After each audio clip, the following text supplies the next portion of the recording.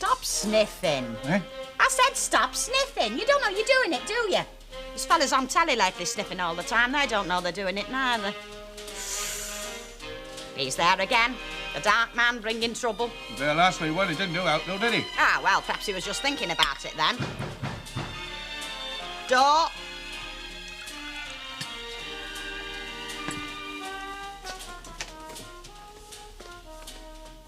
Hello, Albert. Come in. Morning. Morning. Hey, when are you going to shift your ladders out of my backyard? I shifted them this morning. What ladders? 2 6 foot, I don't use much. No, well, that's no reason why you should leave them on my property, is it? Oh, and another thing, if you're asking for any window money, don't. Because I'm going to knock some of it off for storing your ladders. And until you shift them, I shan't know how much, shall I? Morning. Oh, Stan, why don't we move? I mean, we'd be leaving out behind us, would we? No, you're right. Here, Chuck, how about this? What? Pressbury, it's nice there. A superb detached family house. The well-planned accommodation includes porch, hall, spacious lounge, dining room, fully fitted kitchen, 4 double bedrooms, deluxe bathrooms, separate W's. Oh, that's nice. Full gas-fired central heating, double garage, well-laid-out garden. How much? £35,750. Well, who'd buy that? Oh, goodness knows, but somebody must. It's an unfair world, you know, isn't it? You're right, Chuck. And the only way to make it fairer is by going out and working harder. Oh? Oh, no, I wasn't getting at you, Stan. You work hard enough. Oh, you haven't got a few bob on it till get me money. Oh, I haven't. I mean, I don't get paid myself till tomorrow, do I? No. You're right, Chuck. 'Tis an unfair world. Yeah. Oh, and leave the pots, love. I'll see to 'em when I get back. No, that's all right, Mrs. Walker. It's certainly not too early for me. I've been up since 6:30 already. Oh, it's nice to hear that. Good. And how's the weather? Oh, good. Oh, I think everybody's enjoying life here. And so you should. You've worked hard enough for it, heaven knows. Yes, now don't bother about it, Mrs. Walker. You stay as long as you like. You know what they used to say on that television program? We're doing a grand job. Yes, I will. But goodbye. Mrs. Walker, that sends her regards. Oh, having a good time, is she? She seems to be, yes. Good. Right then, now, what do you fancy for your dinner? Or your lunch, or whatever you call it in Welsh Wales? Oh, dinner'll do for me. Now, let's see. You know, every now and again I'm very partial to a little bit of lamb's liver and fried onions. Right, lamb's liver and onions it is. I'll nip out before we open. You do that. And ask Mrs. Turpin if she'll step in a moment, will you, please?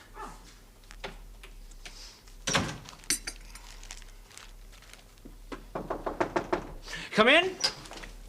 Morning, Mrs. Turpin. Morning. Just to say that I've just spoken to Mrs. Walker on the telephone and she sends her best wishes. Oh, thank you.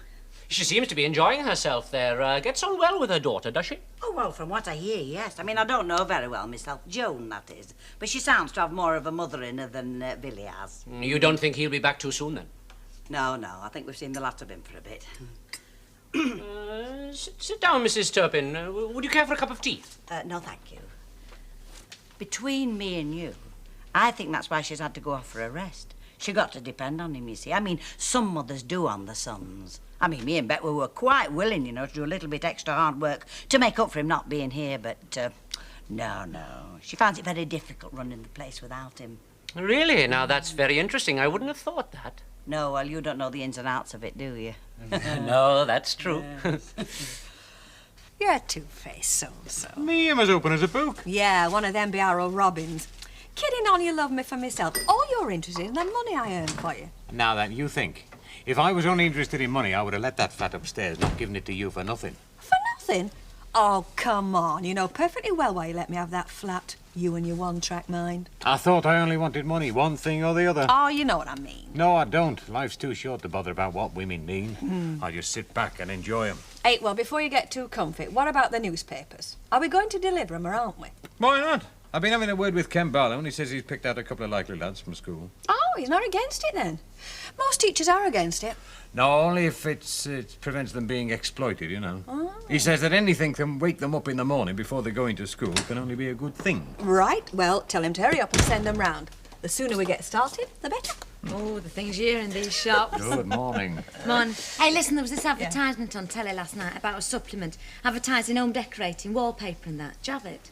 Which magazine was it in, though? Ah, now if I could remember that, I'd tell you. But like most of these commercials, I can remember everything it was advertising except what it was called. Well, we've nothing with a supplement as far as I know, though. It wouldn't be Pig Producers Monthly, would it? What? A private joke, love. Oh. You know, they sometimes advertise these things before they come to us. It could be in tomorrow. Hey, well, will you save us a copy if it does? Yeah, sure. Right, I'm off. Hey, don't forget to tell Ken. I will, ta-da. Right, ta-da. Middle class sex, sin or suffering. Hey, do you know, young as I am, I can remember when all they had in these books was dressmaking patterns, cookery hints, how to make built-in furniture out of old cigar boxes. Look at him now. How to keep your man. If you've lost him, how to drag the milkman in and have your way with him. Aye, we've not changed much, have we? We haven't changed at all, love. They just talk about it more. More? Talk about no tells. It's all her fault, you know, catering for the likes of her. Pardon? She's having a joke, love. Oh. Oh, well, no rest for the wicked. Hey, do that small thing for me. Yeah, I will. Morning. Morning. Oh, morning, Jerry. Morning. Rita. I'm just snipping round to the bread shop. You won't come to any harm for 5 minutes, will you? I'll see to that. Had a feeling you would, love. I Yes? was wondering if you had anything in on space aeronautics. No, I don't think so. Oh, I see. Only there was this very interesting documentary on last night. It's all about this space laboratory that the Americans have put up into orbit. Perhaps you saw it, did you? No, I don't have a television. Oh, really? Is that from choice, then? Oh, no, I've never really been able to afford one. Oh, no, it's a pity, is that? Because it's part of what folks say about it being a time waster, and it can be at times. There's a lot on that's very informative and entertaining, if you're selective, like. Sure, yes. Well, look, perhaps you'd like to come round to our place one evening, and when there's something good on, like. Oh, that would be nice, but what about your friends? Wouldn't they mind? Oh, get rid of them. Oh.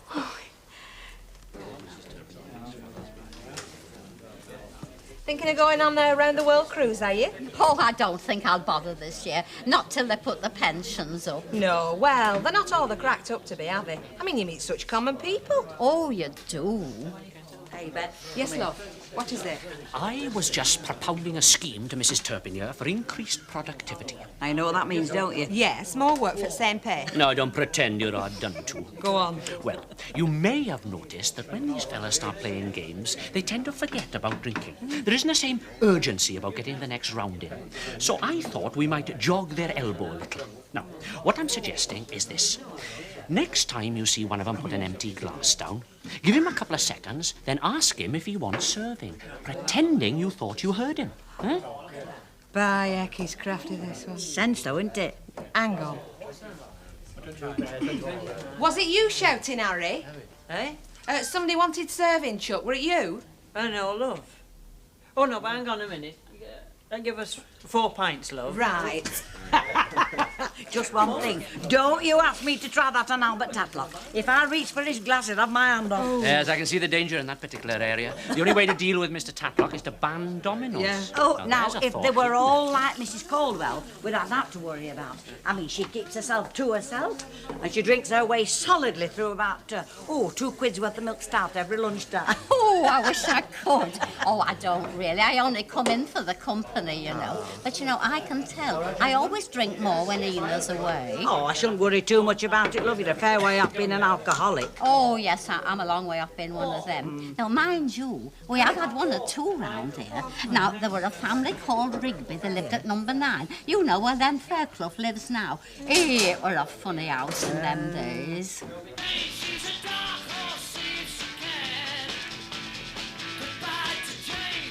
You know, it's hard to believe, isn't it? Here am I, sat in the banqueting suite of number 9 Coronation Street, and just by putting a cross on a bit of paper, I can start a chain of events which finishes up on the other side of the world, with Dandenong playing a 1-1 draw with Heidelberg. It'll be 15 now. Thank you, sir, for your good wishes. Bye, it'll all be different when I come up. Hello, Ray. Good old Ray. Yeah, you'll be laughing on the other side of your face when I buy Georgie Best's old pad for storing me spare birds in. Yeah, I think I was born to be rich.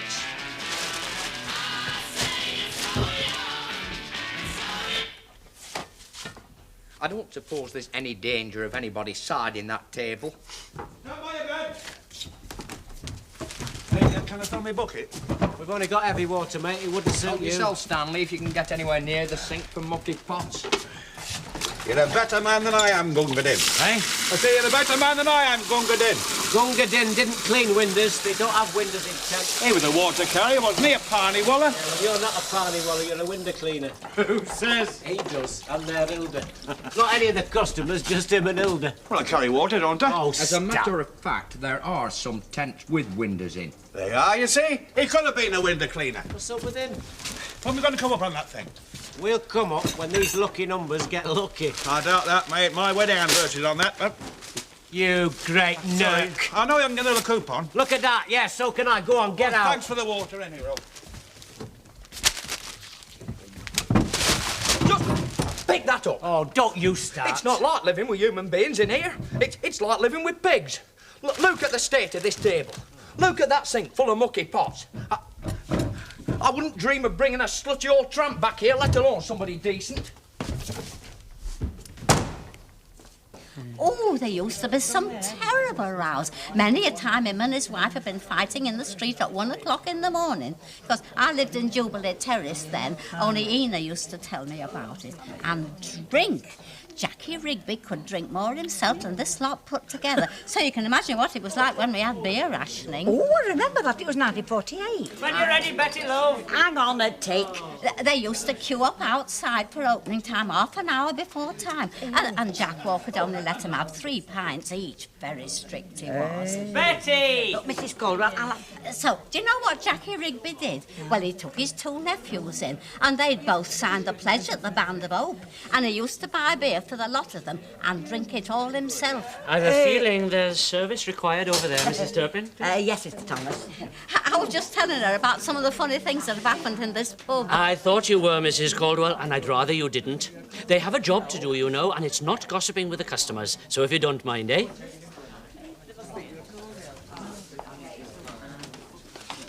What's up with you? Well, I never thought I'd live to say it, but I'm beginning to agree with you.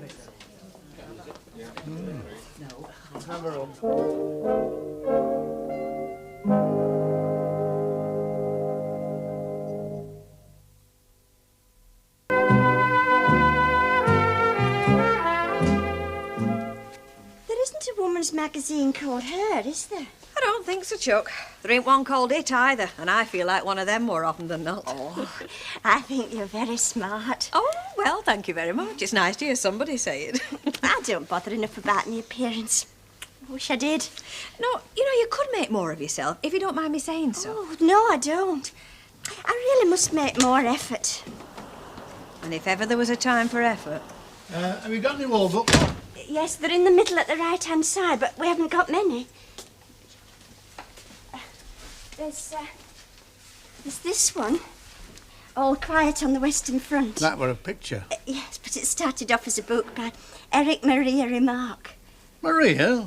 What does a woman know about Western Front? Well, it's not a woman, it's a man, Eric Maria. Must be a funny fellow with a name like that.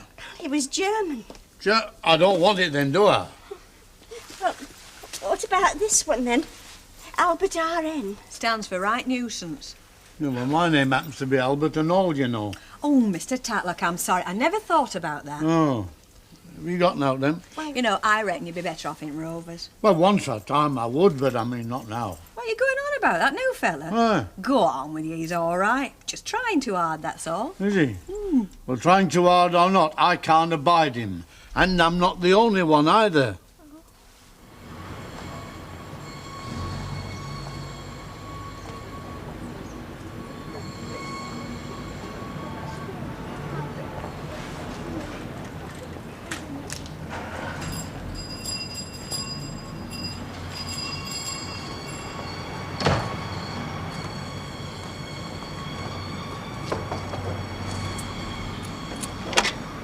Yeah?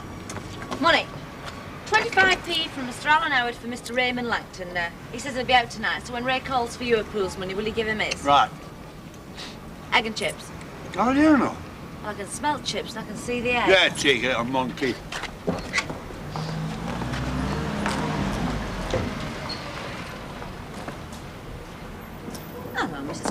What are you doing here? Just thinking. Oh, I wouldn't do too much of that if I were you. It's very dangerous, you know. I am beginning to think so. Now, come on, what's the matter? Well, perhaps I'm just being silly, only it upsets me. Things like that. Things like what? Well, not being able to talk to people. I mean, there's not much left, is there? Who can't you talk to, Mrs. Caldwell? Well, it's him at the Rovers, Mr. Thomas. I was just talking to Betty Turpin, and he told me I were wasting her time. Only, well, Ina's not here, you see. No. Well, I'll tell you what, if you ever want anyone to talk to again, it's always me. Mind you, I'm daft. Well, so am I, so we'd make a good pair. Listen, I'll tell you what. You go home and stick the kettle on, and I'll come round and have a cup of tea with you in 10 minutes. How's that? Oh, that sounds a nice idea. See you in 10 minutes.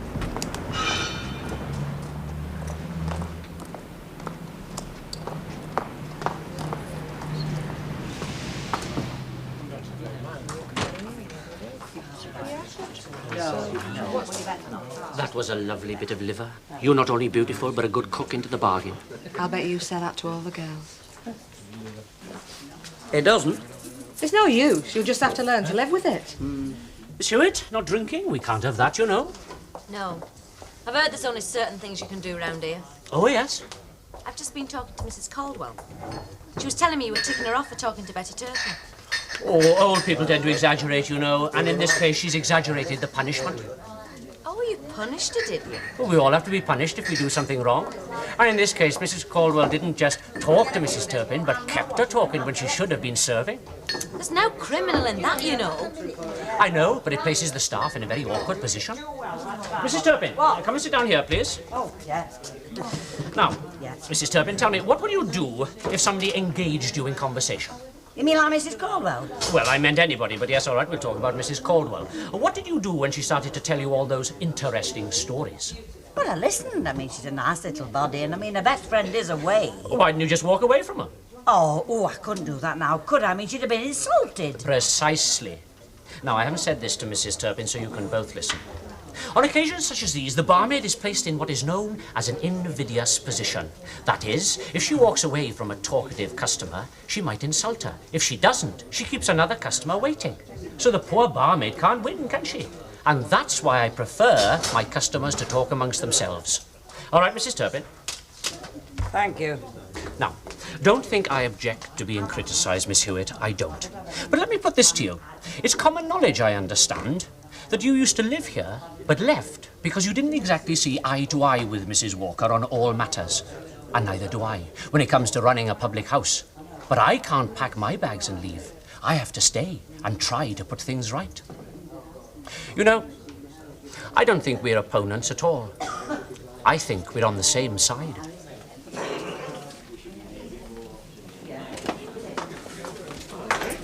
Hello. Hello. Give us a pint, Bet, one for yourself. Do you know, Stan, I was just saying to Betty, I said, something's missing from our lives, I said, like when the sun goes behind a cloud. It's all dull, I said, and uninteresting. Suddenly it hit us both at once like a thunderclap. Stanley hasn't been in. Get that down, you. Here, hard man, Stanley. We shower you with compliments and you treat us like dirt.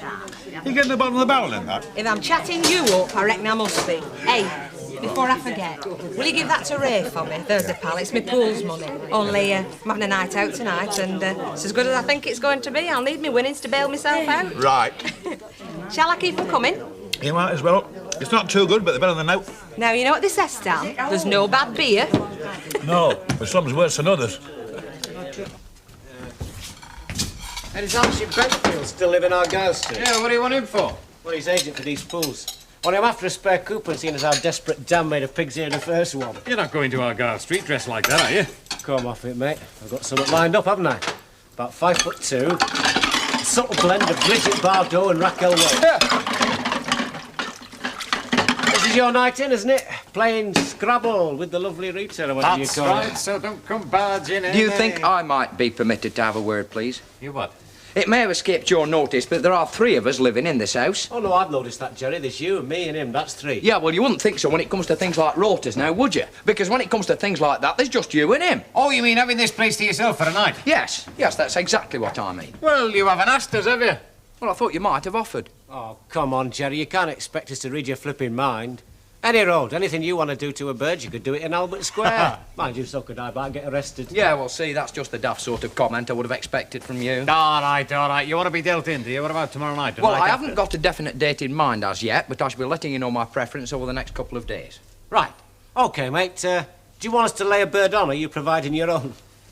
I'll let you know as and when, Mr. Fairclough. Hello, Rita. Do go through. You'll find him in what's laughingly known as dining room. Hey, he's not wrong, is he? Come on, we've got enough with one old woman in the house. Hit him. Eh? Hit him. You heard what he said to me. Yeah, and I agree with him and all. What time is this? I didn't expect you till 7 o'clock. Well, I left early, didn't I? I left Mavis to lock up, sir, so I could give you a message. Oh, aye. Oh, aye. From the wholesalers.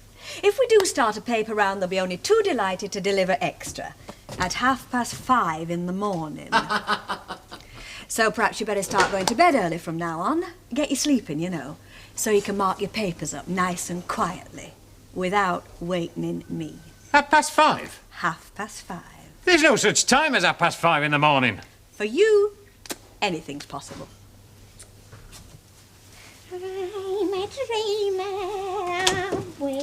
What the heck's that? Well, what's it look like? Look like my flaming tea, does it? Flip, can't you wait 5 minutes?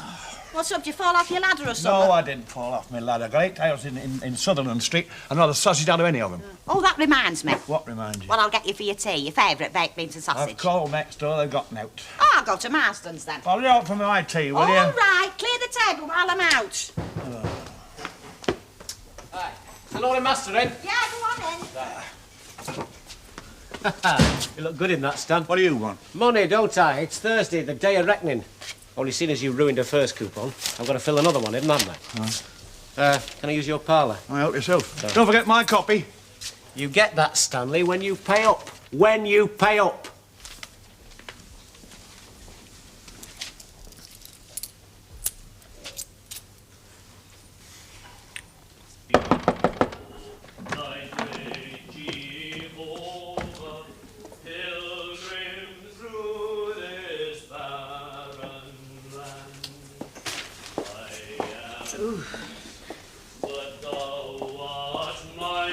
Mr. Thomas! Hello, Mrs. Turpin. Just having a wash. Won't be a moment. I'll open up for you. Right you are. There's just the 2 of us tonight, you know. But don't worry. With you as my strong right arm, we'll eat them. Bread of heaven, bread of heaven, eat me now and Just finished, yeah. Just started. Adlo. Hey, come here. Would you say that your Auntie Annie was the type that was going to let anybody mess about with their precious possessions? She's not noted for it, no. No. Well, that Welsh wizard has got his feet under her table good and proper. It's the best china. The curtains are reeking of cigarette smoke, and I'll tell you, he's using that place as if it's his. You don't think it's going to be, do you? Oh, give over. Can you see me, Auntie Annie, giving up the Rovers and not letting us know? Yes.